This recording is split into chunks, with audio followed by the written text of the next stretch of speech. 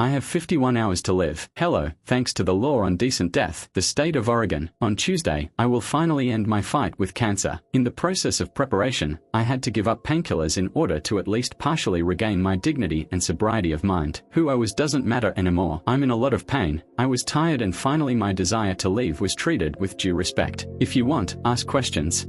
Oh, rest in peace, documenting everything that happens to you as much as possible, or at least adding some updates. To be honest, I don't know if the pain is too hellish for me, but I was warned that it would be like this. I promise that I will respond as long as I can. If it's not difficult, write down what type of cancer you have and how long you've been fighting it. I have lymphoma that has spread throughout my body. How old are you? What will your next days be like? I am 39 and I hope that I will spend the next 24 hours with my family and with my new iPad, which gives me the opportunity to communicate with you. I will be writing letters on Monday and I will try to write as many of them as possible. Sorry for such a boring answer. What lesson or thought would you like to convey to us and the rest of the world? I want to say one thing, there is no need to offend each other. Nothing that belongs to us is worth it in our lives. Everything is fleeting. Stop judging people by skin color, gender, religion, and so on. We are all just people, and if you try to love others, it won't hurt you. How it will happen? You'll be home, you've already arranged your funeral. There are options for what the last thing you will think about is what your religious views are. What do you think will happen to you after death to go to the termination of life, while you can still do it yourself? As for me, this is a very rational choice, respect for you for making the decision. I will be given a drug that I will have to inject myself. I already have a drip, so it won't be difficult. I don't have a home anymore. He had to be sold to cover his medical bills. Everything has already been decided about the funeral. I will not answer about the last thought, it is too personal. I have no religious views. Are you afraid of death?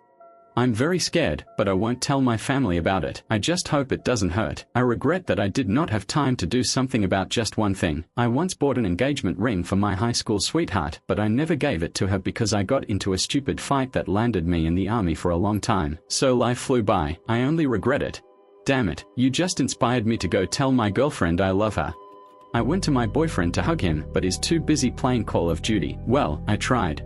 What are you most proud of? By completing my master's degree while lying in a hospital bed, I proudly declare that I am the first master in my family. When it's all over, why do you think you'll miss it the most? Why the least? Apart from cancer and chemotherapy, I will miss life not for the current life, but for the one that was there outside the window. The last thing I will miss is the shame that my loved ones had to suffer because of me.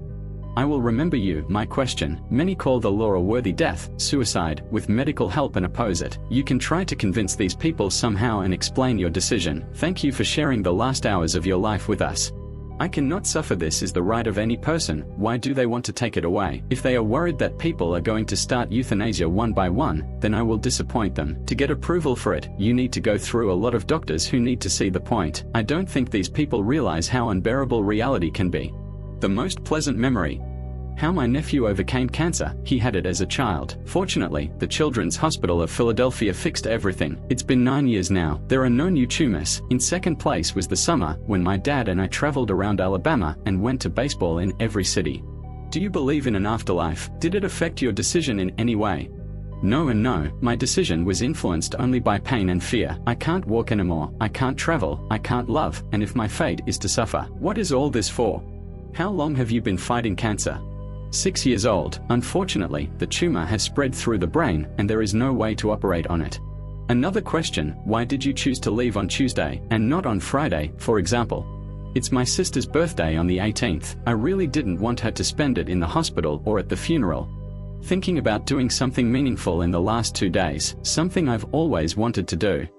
I have an idea to record a video for YouTube. How did your family treat this decision with respect, or are they trying to dissuade you? I'm glad you are on your way to peace and tranquility. I believe that everyone should have the opportunity to leave, worthy to keep you in good health. The Lord, I hope that you will find something that will make your last hours peaceful and wonderful. They were sympathetic to my request. They will leave tomorrow evening. Maybe it's vain, but I want them to keep me happy and sane in their memories. The last few months, while I was on medication, I was completely different.